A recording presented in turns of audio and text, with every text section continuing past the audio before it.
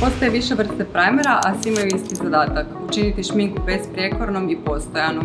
Primeri su uglavnom na bazi voska ili silikona, a koji će ti najbolje odgovarati ovisi o tipu kože. Podijelit ćemo ih na 3 tipa, a to su primeri za suhu, masnu i normalnu kožu. Idealan primer za suhu kožu je neki koji je hidratizirajući, koji će nahraniti kožu, suhe dijelove i time izbjeći stvaranje ljuskica.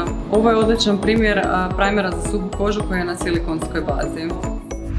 Masna koža sklona je proširenim porama, pojavu crvenila i akni, te ako imate masnu kožu birajte matirajuće podloge koje će kontrolirati lučenje sebuma i sjaja.